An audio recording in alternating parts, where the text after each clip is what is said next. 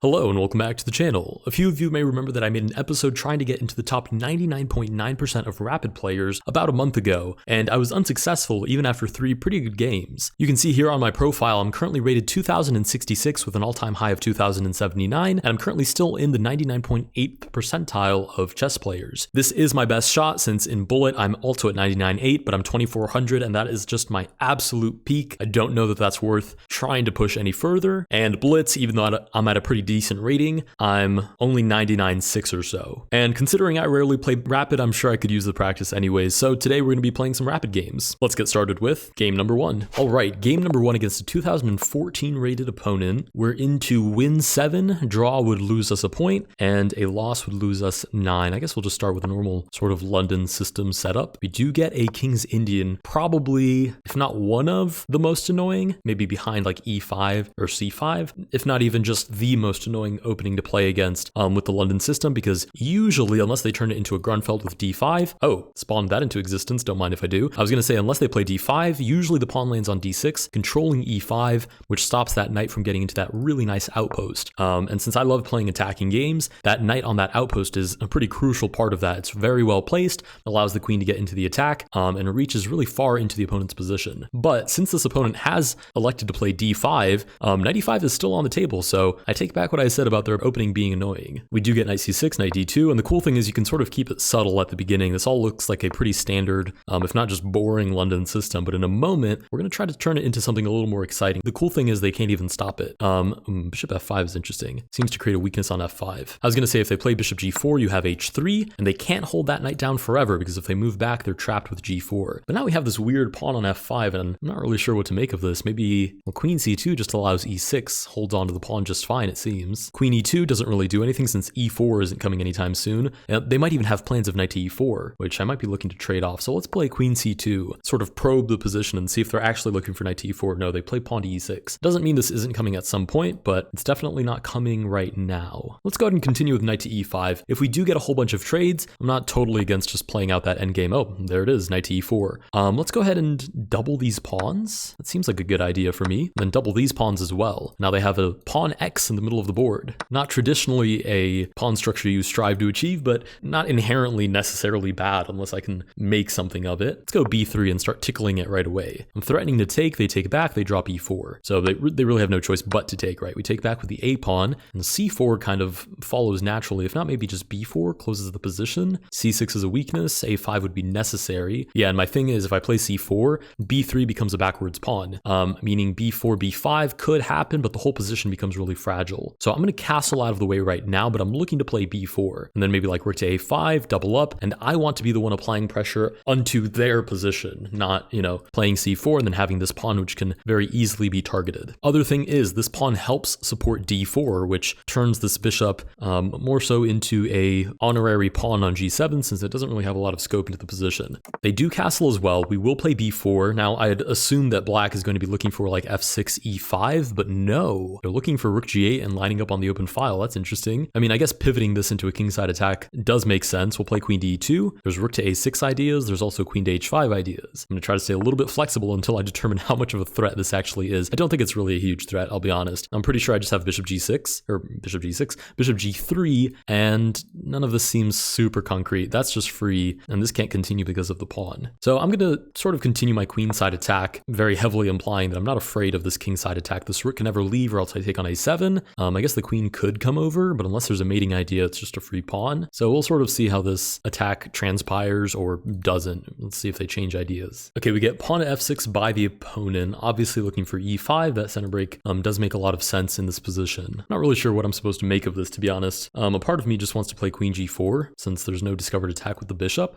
Targeting e6, maybe I move to e6 even if we get e5. Bishop g3 also makes a lot of sense, so this isn't a threat. I guess bishop g3 is the best sort of neutral move here. Just get that bishop out of the way. If they play e5, I'm probably just going to leave it there anyways. Should they take, I take back. That looks totally okay to me. I do have to be careful of the fact that this pawn on c3 defends b4, so if I count on it to recapture on d4, this is hanging. And you'd imagine that means, oh wait, but then I can take on a7. But after this trade, queen to b1 is suddenly actually pretty pesky. Like I do have queen to f1, but it's not super comfortable, so something like h3, create a little escape square for the king, could be pretty well based there. Oh, bishop to f8, right away rerouting. Interesting. I'm not not really sure what they're looking for now, because there's no, well, unless they sacrifice the bishop, I'm just going to play h3. No point in overthinking this. I just want an escape square for my king, so back rank ideas are never something I have to fear.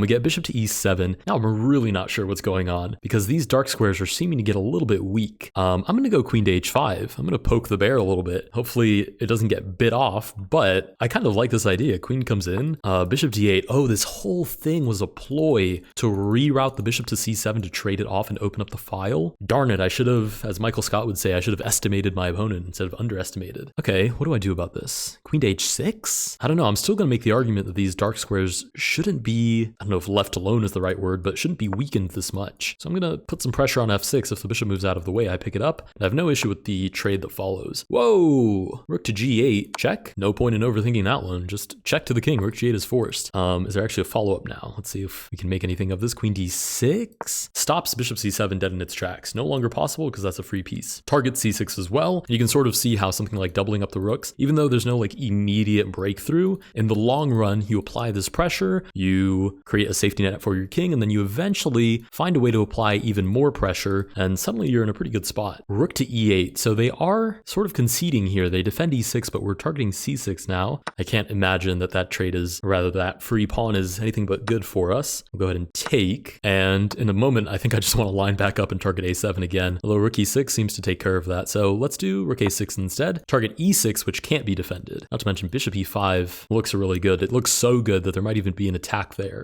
before we even win the endgame. But bishop b6. I did not think about bishop to b6, I'll admit. Not even a bit. I mean, just cuts off the coordination between my rooks 100%. There's not much I can do about that. I guess bishop c7 is possible. Rook to c8. I guess if rook to c8, I take on e6. So rook, no, if I take on e6, I drop the bishop. Wait a minute, why does this stink all of a sudden? Okay, maybe bishop d6 looking for the trade. Right, because the last thing I want is to allow them to start using both of their rooks, which of course is immediately what they do, while this rook sits here and picks its nose, because it literally can't do anything about this by itself. So the bishop has to come in and provide some sort of assistance. Not to mention, if we do get this trade, I have a protected passed pawn. That c pawn is protected by d4, but it's always a looming threat to promote on the c file. Okay, so now they have to address this. They either move out of the way and I get a free pawn, or they do something random. Oh, and they're going for c3. So I do get a passed pawn, but it's not protected anymore, but I pick up e6 too. I think it's worth it. I still think that endgame is winning. Yeah, they take, looking for e6. If they target b4, I just protect it again with the rook, and I think I'm doing fine there. I could even just go for this. Ooh, that's what I'm gonna do. They can have b4 because that is not a protected passed pawn, but I will take d5, and now I do have a protected passed pawn. Obviously it's in the middle, so it's not as threatening, but it's present at least. Do I defend this? You'd imagine I do. I'm gonna go rook to f4 with king g3. If h4 trying to distract my king to take f2, I just take it with the rook instead. So I'm playing here, and then I'm taking on e4. King to f3 follows after king g5. Actually, I could just I could just play check. Force them back. The walk of shame. Back to g6. Okay, we take on e4 now, and we're just up a whole bunch of pawns. So this is a matter of just conversion at this point. Oh, we get the resignation. Fair play to the opponent. That is game number 1. We've now achieved, what, 2073? Not half bad. We'll queue up for a second game. Aha, black pieces this time. Mind on your moves. From Australia, we get e4. What have I decided I play? Am I an e6 player, a c6 player? Am I a c5 player in a rapid game? Let's show off how much theory I don't know by playing c5. Once upon a time, I said that I'd play the accelerated dragon with the black pieces. I can't even guarantee that those of you that do play that are going to recognize this version of the Sicilian as such, but I will do my best to represent us well. Now, if I take, then the queen takes. I don't think I care, because I have knight to f6 and the knight c6. Boots the queen. Raw, knight to f6. I dare you to play e5. Knight hovers over c6, ready to pounce on that queen as quick as I can. They're having to think about it. Knight c3. Okay, we'll play knight c6, boots the queen. Bishop g7. I guess we just castle, and this is probably one of the more uninteresting versions of this. I guess rook d1 is kind of annoying. Looks for e5. Okay, bishop to e3. So there's actually no pressure on our position at all. I mean, to be fair, we have zero pressure on their position as well, but that's kind of nice. We do get rook to d1, so e5 now is possible and an actual threat. Let's go.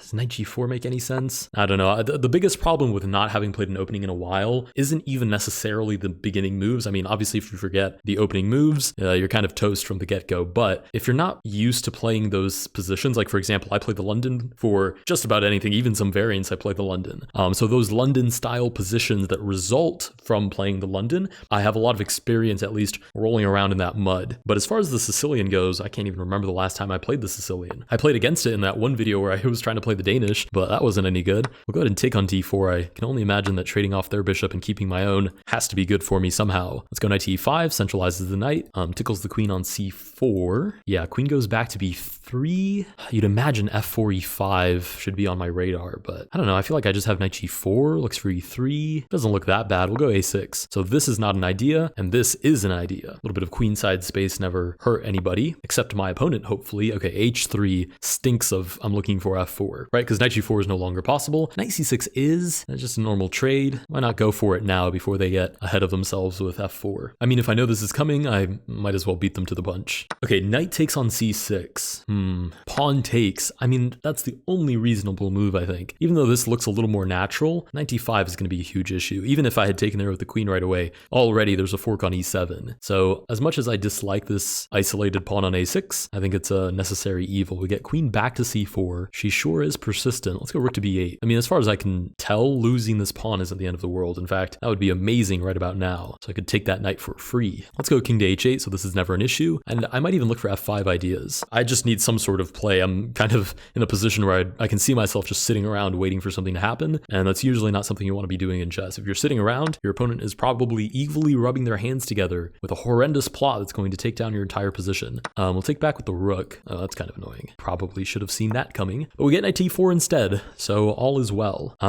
Wait, maybe all is not well. If I ever move my rook, there's that knight looking for e6. Let's go ahead and double up here. How's that idea? Probably equally not great. Knight g5? I don't know. Okay, they do go for the pawn on a6, which is totally fine. Gives us another tempo to figure out what exactly we're aiming for here. You'd imagine d5 looking for this makes some sense. The problem is this is pinned. So we'll see if the opponent deems that me moving my queen away is a threat of any kind. Oh, queen to e2 is super amusing actually, because there's queen to e6 now with the trade, and then rook takes f2 anyways. So I'm kind of hoping that because there's an open center and I have a bishop and the opponent has a knight, somehow there, like, an advantage materializes. That's what I'm kind of expecting to happen. Whether or not that's actually how this plays out, can make no promises, but we do get that pawn on f2, which is nice. Right, and I pre-move the recapture, which they do lean into. Knight to d4. I think they want me to trade, but I think I might want that too if it means I can grab the pawn on c2. It would put me a pawn ahead in a rook endgame, which could still be drawish, but there's e5. The pushing ideas for me are kind of obvious, for the opponent not so much. So I think I might just lean into that. Grab the pawn on c2. Okay, maybe I shouldn't pre-move. Yeah, grab the pawn on c2. Actually, I think I'm doing really, really well for myself here. It's basically, I'm going to run up to the center with my king, and then try to stop this pawn from behind. So e5, obviously the rook holds on to c6, at least for right now. So king to f6 is fine. e4, king e5, and just push everybody as fast as I can. Right, they move the pawn to g4, so the king doesn't have to worry about defending it anymore. Ooh, a4. Very aggressive. We'll go c5 if they do give check, but they don't. So d3 to follow. They do allow me to promote or even give mate.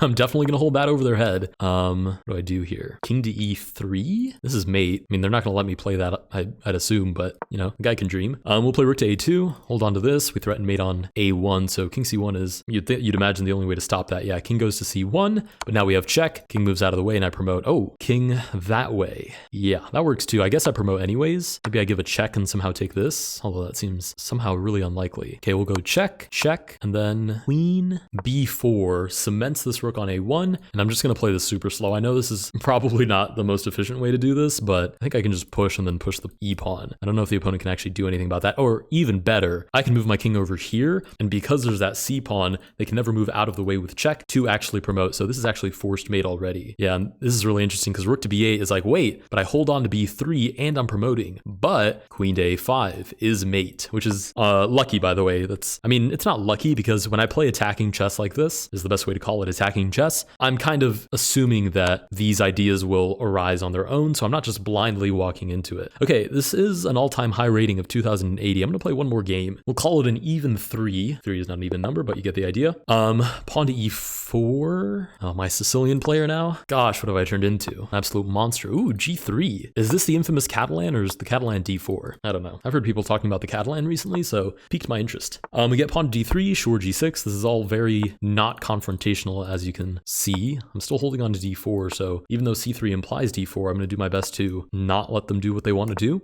I feel like that's a good way to play chess. What is my opponent trying to do? And then just be like, stop. No, you cannot. Do not proceed. Bishop g4. What do you want to do? Use this knight? Well, stop. Do not proceed. I'm going to take here. I don't know if that's actually the best move, but maybe I close up the center and go for f5. That looks actually super interesting. Maybe I go for f5 right away. Okay, that's not f5. I don't know. I'm kind of enamored by this f5 idea after it worked one time, one game ago. Let's do it again. f5. Raw. Challenge your center. Okay, queen just moves out of the way to e2, which, you know what? Fair play to the opponent. If I play f4, there's just g4, and I don't think I can, well, e5. Oh, let's continue to poke and prod the opponent's position until they break. Rook takes. Let's go. Celebrating an attack that I haven't even completed yet. Rook back to f8. This is pretty bad. Oh, that's why I never played f5. Benjamin Feingold waving his fist. I told you, never move the f-pawn. Yeah. Is there anything I can do about that? I don't think there is. Yeah, I think I just walked into that. Rook to f6. Why not? Might as well try to hold on to the position. I'm white knuckling it right now with rook to f6.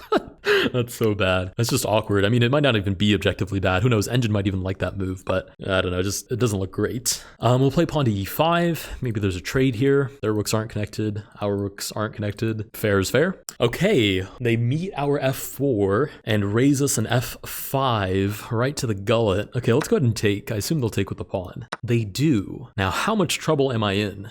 Probably a lot, because this is supported now. Let's go knight to f8. So I can tell that this position stinks because I'm playing defense. There's this now too. Yeah, I have a funny feeling I'm about to lose 10 points of rating. Oh, they're thinking about it, which is even worse because that means they understand that keeping pressure on the position sometimes is just as good as cashing in to win the material. So that's not a good sign. Oh, bishop e6. Wait, I think I can just take that. And then I don't really care about knight takes because just, oh, queen d7, bishop g5. I am getting absolutely humbled in this game. Queen to g8. Should they take, I take back with check and at least I've done something there. They can't really come to the open file because of f5. If they don't, I'm probably just going to sacrifice because there's just no way I'm playing the rest of this game with this knight looming over my position. That's literally why I love playing the London and dropping the knight on e5 is because you throw a knight in your opponent's face and you're like, what are you going to do about this? Which is pretty much what my opponent has effectively done. So thank goodness we get that off the board. Threatening checkmate is always a good idea, right? Queen g3, looking for queen h3. Oh, which isn't checkmate because of queen h2, but you'd imagine you definitely imagine there's some pressure on the position because now I win the bishop who relies on the queen to defend it. Oh gosh, am I going to have to play a fourth game? Can I actually conclude an episode if I've won 3 in a row? I think I can. I'm just doing this for fun anyways. We'll go ahead and take. Forces queen to h2. We take the bishop. I don't think there's anything better there, so we just take the bishop and we're just up a piece. Albeit a knight on c6 that has nothing to do with the position right now, but oh, we do get the resignation. Okay. With that, we do win all 3 games. I think, okay, this is bad. Let me explain something real quick. When I play and I explain my moves, I never play as good as I play in normal chess, which is expected. That is not like groundbreaking news for anybody. I would argue that when I explain my moves, I probably play like, and I have some experience now at least, so I probably play anywhere between like 90 and 95% capacity. So it's not like a huge difference, but I obviously do play better when I'm completely focused. So the fact that we just hit a new peak rating of 2086 definitely goes to show that I never play rapid for anything. I just don't have the patience for it. But when I'm talking through my thoughts and I feel like I'm talking to you guys, it's actually tolerable. So let's go ahead and switch to full screen here. And maybe we're 99.9 now? Accept a friend request. But of course, there's no way. Did we actually hit 99.9? No! 99.8. The truth is I could easily resolve what rating I need to reach to actually hit 99.9. Also, I'm 32. That's kind of cool. It's nice that I'm not the best out of my friends. Who is better than me? Holy smokes. 23, 22, you know what? You got to respect it. I'm not even 2100 right now. You got 23, 22, 22, 22, 22, 20. All right. I see how it is. I see. Oh, Will Taylor chess. I mean, that makes sense. Anyways, that does conclude this episode. Thank you guys so much for watching. I will be returning to the variants tomorrow, so keep an eye out for that, and I will see you guys in the next one.